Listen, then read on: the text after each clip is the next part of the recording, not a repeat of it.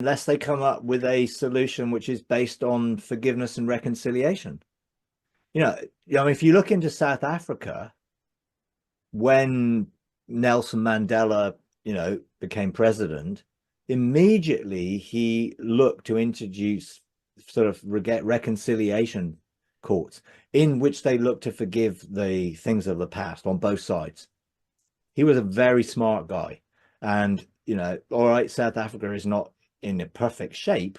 Unfortunately, his ideas weren't carried forward and continued into the political system and everything else. So again, it falls down when it's not implemented and continued. So it becomes generational, and each generation carries the forgiveness of the last generation onwards.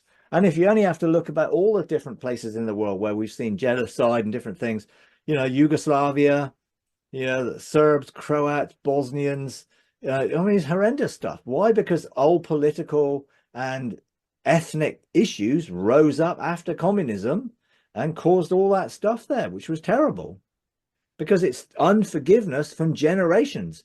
The present generation didn't know, the younger generation didn't know what happened years ago, but they had it propagated within their DNA, probably within epigenetic factors that made them embrace that hugely. And it is a huge problem. And the only answer is forgiveness, true forgiveness, letting it go, forgiving people for what they've done and canceling the past debt. So there is no future debt outstanding. That's the only way to bring about reconciliation and true reconciliation. And unfortunately, it's difficult for people to do it. And because people don't embrace it fully and properly, they may say, yes, we forgive them, but they don't cancel the debt.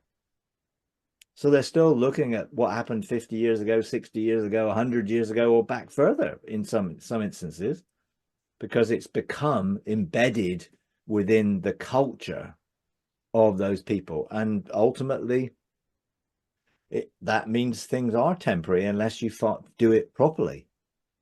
So if you're going to solve the problem in the Middle East, it's not just Palestinians and Israelis. You've got to take the whole region and whatever historically they have going on, and they've got to let it all go. But how's that going to happen? It isn't going to happen politically, although they can try political means to try and create a two-state place and to try and deal with the past. But will it happen politically? No, because political system is only part of the story. We need the kingdom of God. We need an awakening to God and love, to which then true forgiveness can be given. And I know people who have suffered horrendous things, who have genuinely forgiven and now hold no bitterness or resentment. I know people whose son was, he was a policeman in the UK, was killed, murdered, but they publicly came out and forgave the person who did it. And they then wrote books on forgiveness, because they genuinely put it into practice.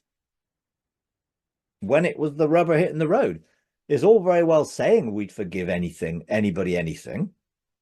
But what happened if they killed your son or daughter? What happened? What would you do then? Well, ultimately, I hope we would all do what God would do to us, which is forgive us. But it would be a choice, not an emotional thing. We wouldn't feel like it. You can't love your enemies as brotherly love when they've just robbed you or killed someone. But you can agape love them. You can choose to be what God is to them in terms of forgiveness, what he's done to us. But it's not easy.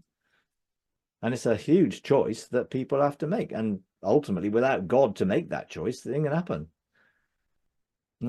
It's not going to happen without people knowing the forgiveness that God gives them.